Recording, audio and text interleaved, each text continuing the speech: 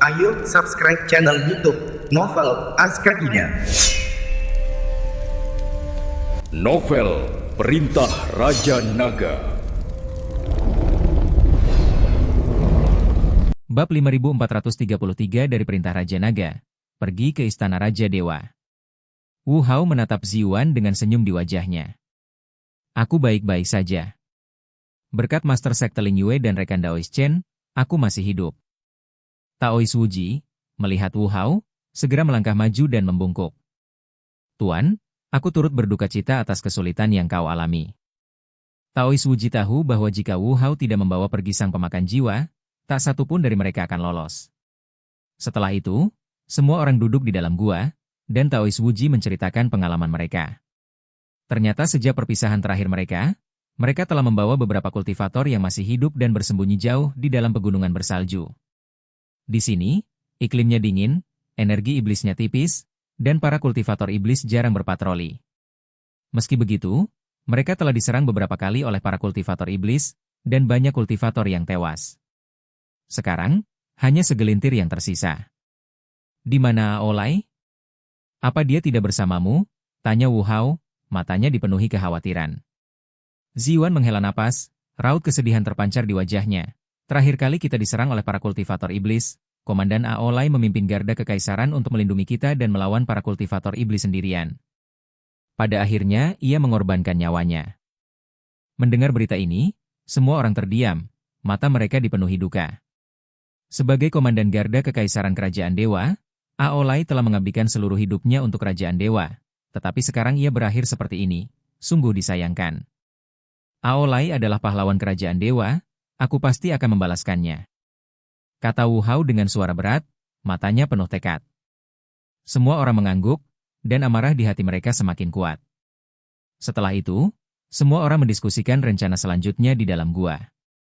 Sekarang, mereka telah mengumpulkan semua kultivator yang masih hidup yang dapat mereka temukan, tetapi jumlah mereka hanya beberapa ratus, yang merupakan perbedaan yang sangat besar dibandingkan dengan ratusan ribu jiwa iblis dan kultivator iblis di bawah kendali pemakan jiwa. Soul Devourer telah mendapatkan buku panduan pengorbanan dan bantuan dari 100.000 jiwa iblis. Kekuatannya tak terkira. Dengan jumlah kita yang terbatas, kita bukan tandingannya. Kata seorang kultivator dengan cemas. Apakah kita semua hanya akan menyaksikan tanpa daya saat langit ke-6 dihancurkan oleh para kultivator iblis? Mata seorang kultivator lain dipenuhi keputusasaan.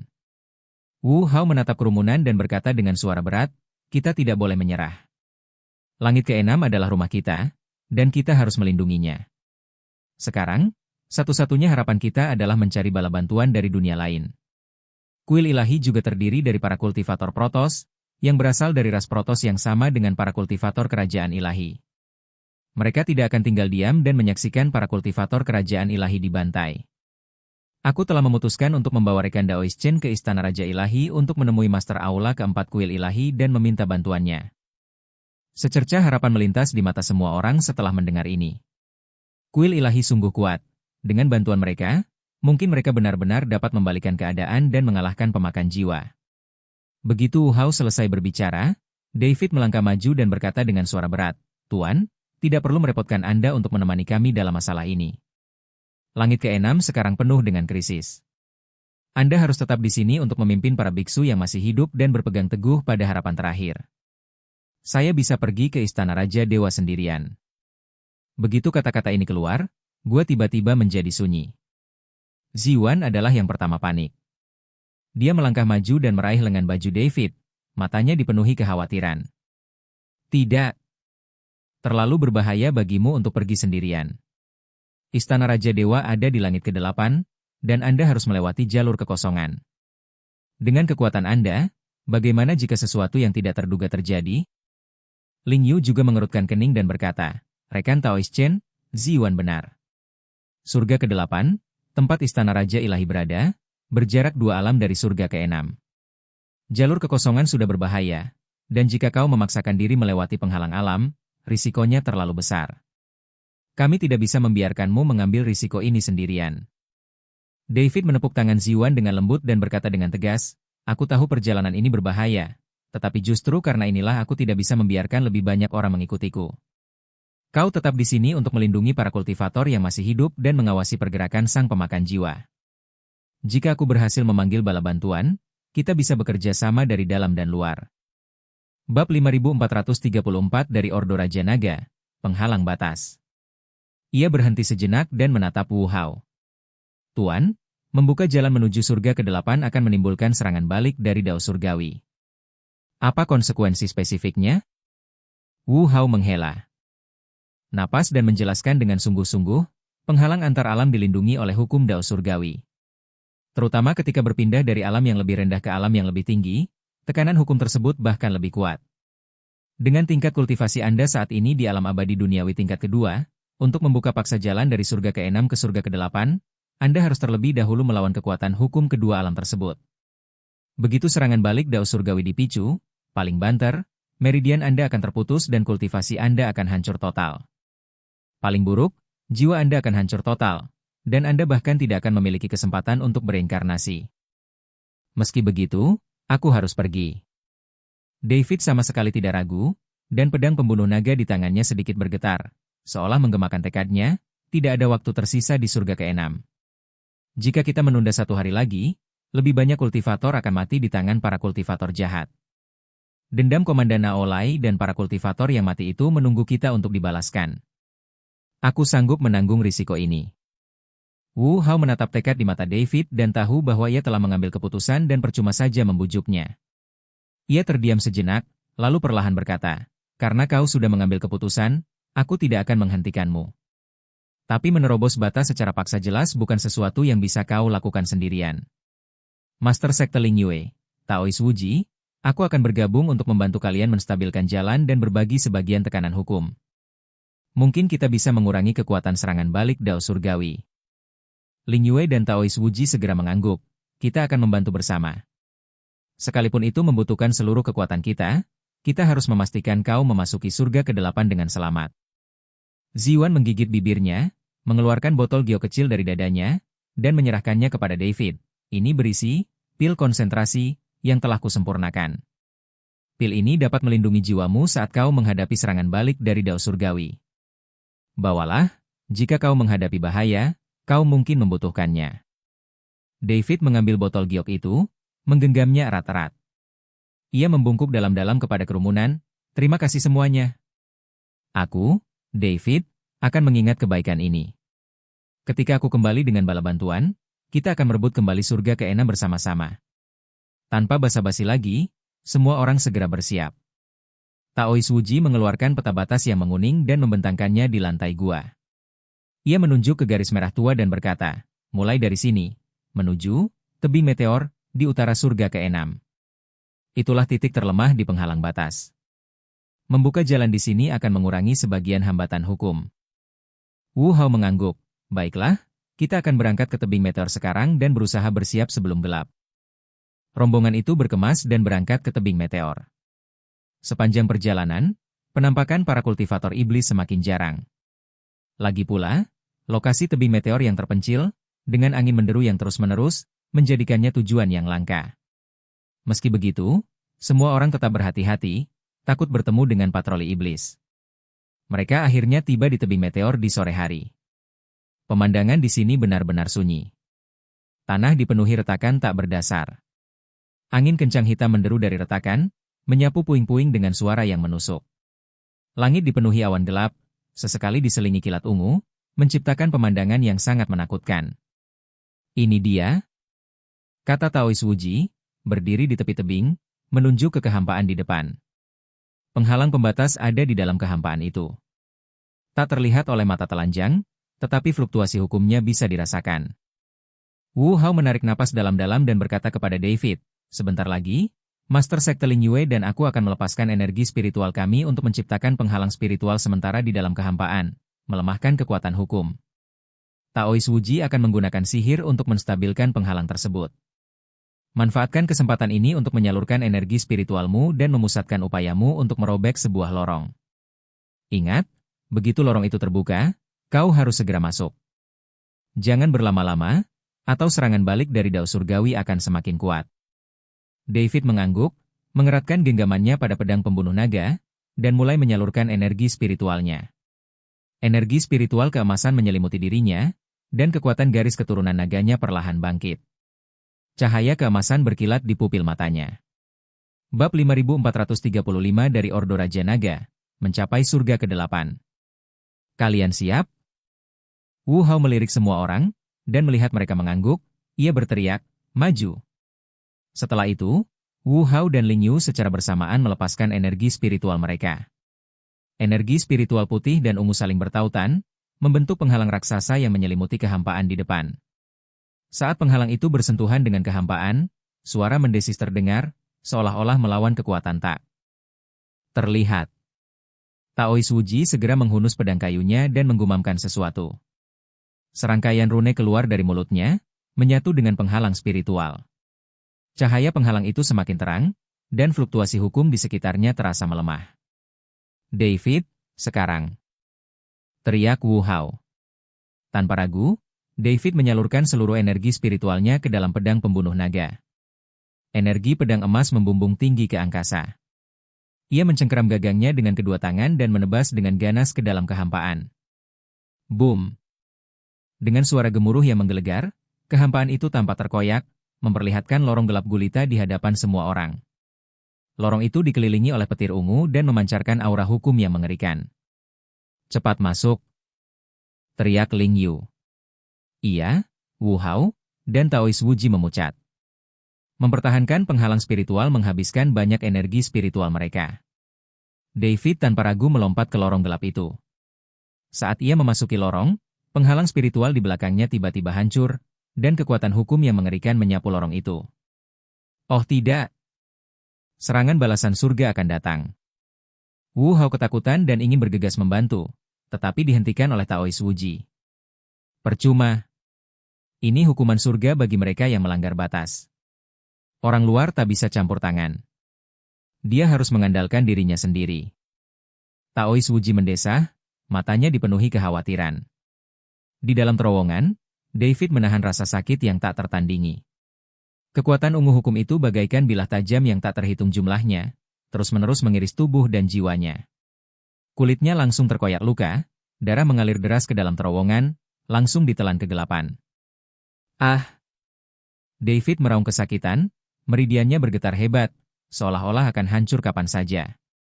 Dia bisa merasakan kultivasinya terkuras dengan cepat, jiwanya terus terkikis oleh kekuatan hukum. Aku tak bisa. Aku tak bisa menyerah begitu saja. David menggertakkan giginya, mengingat penderitaan surga ke-6, pengorbanan Komandan Aolai, dan harapan Ziwan, Wu Hao, dan yang lainnya. Dia menarik pil konsentrasi roh yang diberikan Ziwan dari dadanya dan menjejalkannya ke dalam mulutnya. Pil itu meleleh di mulutnya, dan energi dingin langsung mengalir ke seluruh tubuhnya, melindungi jiwanya dan menjernihkan kesadarannya. Ia menahan rasa sakit, menyalurkan sisa energi spiritual di dalam tubuhnya sambil memanfaatkan kekuatan garis keturunan naganya. Energi garis keturunan emas membentuk perisai lemah di sekelilingnya. Meskipun tidak sepenuhnya dapat memblokir serangan hukum, energi itu sedikit meringankan rasa sakitnya. Kekuatan hukum di dalam terowongan semakin kuat, dan tubuh David hancur berkeping-keping. Ia bahkan hampir tidak memiliki kekuatan untuk memegang pedangnya. Penglihatannya mulai gelap, dan kesadarannya perlahan memudar, seolah-olah ia akan pingsan kapan saja. Istana Raja Ilahi. Aku harus mencapai Istana Raja Ilahi. Gumam David dalam hati. Mengumpulkan sisa tenaganya, ia terbang menuju ujung terowongan. Secercah. Cahaya redup muncul di ujung terowongan, menunjuk ke arah langit ke-8. Tepat saat ia hampir mencapai ujung terowongan, kekuatan hukum yang lebih kuat tiba-tiba menghantamnya, menghantam dadanya dengan keras. Paf! David memuntahkan seteguk darah, dan tubuhnya melayang menuju ujung terowongan bagaikan layang-layang yang talinya putus. Kesadarannya benar-benar kabur, dan ia jatuh tersungkur di rerumputan. Pedang pembunuh naga terlepas dari tangannya dan tersangkut di tanah di dekatnya.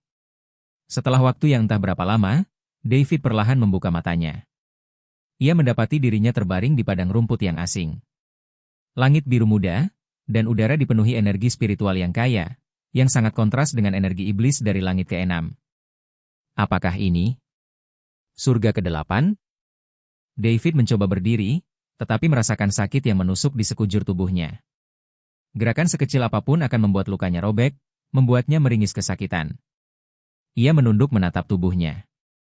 Lukanya masih berdarah, tetapi meridiannya rusak parah, dan energi spiritualnya menyusut. Bahkan mempertahankan tingkat kultivasi seorang dewa bumi tingkat pertama pun sulit.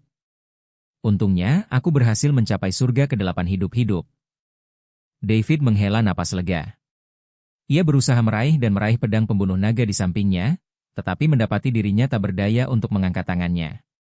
Ia hanya bisa berbaring di rumput, megap-megap, dan memulihkan diri. Ia tahu belum waktunya untuk bersantai. Meskipun ia telah mencapai surga ke-8, ia masih belum tahu di mana istana Raja Ilahi berada. Dalam kondisinya saat ini, jika ia bertemu dengan para kultivator atau bahaya dari surga ke-8, ia tak akan berdaya untuk melawan. Aku harus segera memulihkan kekuatanku dan menemukan istana Raja Ilahi. David memejamkan mata dan mulai menyalurkan sisa energi spiritual di dalam dirinya, perlahan memperbaiki meridian yang rusak. Energi spiritual dari langit ke-8 sangat kaya, yang sangat membantu pemulihannya.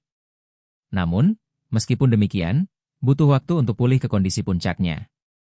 Tepat ketika David sedang berkonsentrasi pada pemulihan, terdengar suara langkah kaki di kejauhan. Jantungnya berdebar kencang, dan ia segera membuka mata, menatap tajam ke arah suara itu.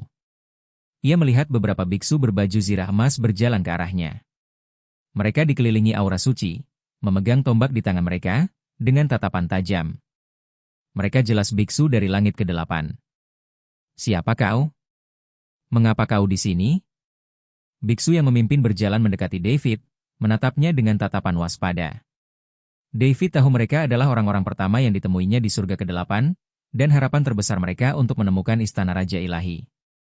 Ia menahan rasa sakit dan berbicara dengan susah payah. Aku seorang kultivator dari surga ke-6, aku sedang mencari istana Raja Ilahi. Adakah yang tahu lokasinya? Mata kultivator berbaju zirah emas yang memimpin tiba-tiba menyipit saat menyebut surga ke-6 dan istana Raja Ilahi. Ia sedikit mencondongkan tombaknya ke depan, nadanya semakin khawatir. Surga ke-6? Sekarang diselimuti energi iblis, tempat ini telah menjadi penjara iblis. Bagaimana mungkin kau ditemukan sendirian di surga ke-8? Kau terluka parah, energi spiritualmu hancur.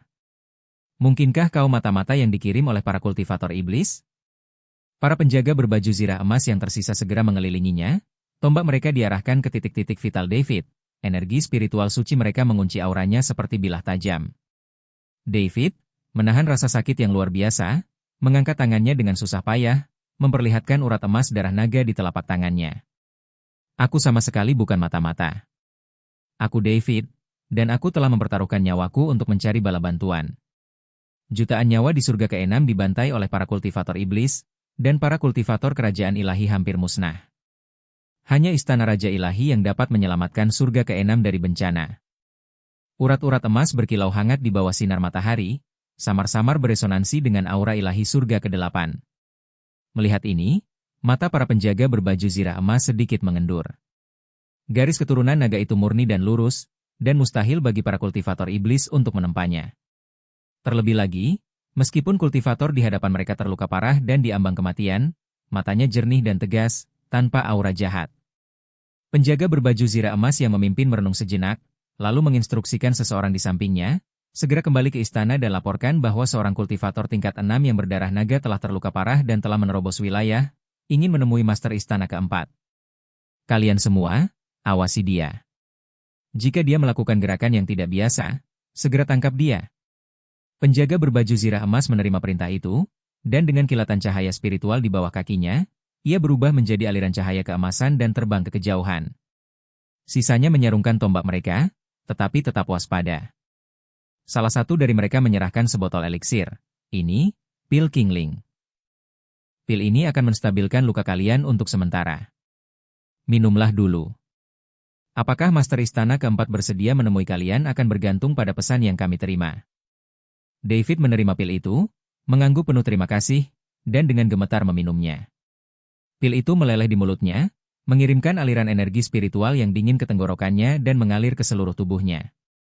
Meski tidak dapat memperbaiki meridian yang rusak, ia hampir tidak mampu menekan memburuknya cederanya dan membuatnya bisa bernapas sedikit lebih lega. Bab 5436 dari Ordo Raja Naga, mencari istana Raja Dewa. Apakah ini surga ke-8? David mencoba berdiri, tetapi mendapati dirinya merasakan sakit yang luar biasa di sekujur tubuhnya. Gerakan sekecil apapun membuat lukanya tegang, membuatnya meringis kesakitan. Ia menunduk menatap tubuhnya. Lukanya masih berdarah, tetapi meridiannya rusak parah, dan energi spiritualnya menyusut. Bahkan mempertahankan tingkat kultivasi tahap pertama alam abadi bumi pun sulit. Syukurlah, aku berhasil mencapai surga ke-8 hidup-hidup. David menghela napas lega. Ia berusaha meraih pedang pembunuh naga di sampingnya, tetapi mendapati dirinya tak berdaya bahkan untuk mengangkat tangannya. Ia hanya bisa berbaring di rumput, megap-megap, mencoba memulihkan diri. Ia tahu belum waktunya untuk bersantai. Meskipun ia telah mencapai surga ke-8, ia masih belum tahu di mana istana Raja Ilahi berada. Dalam kondisinya saat ini, jika ia bertemu para kultivator atau bahaya dari surga ke-8, ia takkan berdaya untuk melawan. Aku harus segera pulih dan menemukan istana Raja Ilahi. David memejamkan mata dan mulai menyalurkan sisa energi spiritual di dalam dirinya, perlahan memperbaiki meridiannya yang rusak. Energi spiritual surga ke-8 sangat kaya, dan akan sangat membantu pemulihannya. Namun, meskipun demikian, akan membutuhkan waktu untuk pulih ke kondisi puncak. Tepat ketika David sedang berkonsentrasi pada pemulihan, terdengar suara langkah kaki di kejauhan. Jantungnya menegang, dan ia segera membuka mata dan menatap dengan waspada ke arah suara itu. Ia melihat beberapa biksu berbaju zirah emas berjalan ke arahnya. Mereka dikelilingi aura suci, memegang tombak di tangan mereka, dengan tatapan tajam. Mereka jelas biksu dari surga ke-8. Siapa kau? Mengapa kau di sini? Biksu yang memimpin berjalan mendekati David, menatapnya, matanya penuh kewaspadaan. David tahu mereka adalah orang-orang pertama yang ditemuinya di surga ke-8, dan harapan terbesar mereka untuk menemukan istana Raja Ilahi. Ia menahan rasa sakit dan berbicara dengan susah payah. Aku seorang kultivator dari surga ke-6, aku sedang mencari istana Raja Ilahi. Adakah yang tahu lokasinya? Mata kultivator berbaju zirah emas yang memimpin tiba-tiba menyipit saat menyebut surga ke-6 dan istana Raja Ilahi. Ia sedikit mencondongkan tombaknya ke depan, nadanya semakin khawatir. Surga ke-6? Sekarang diselimuti energi iblis, tempat ini telah menjadi penjara iblis. Bagaimana mungkin kau ditemukan sendirian di surga ke-8?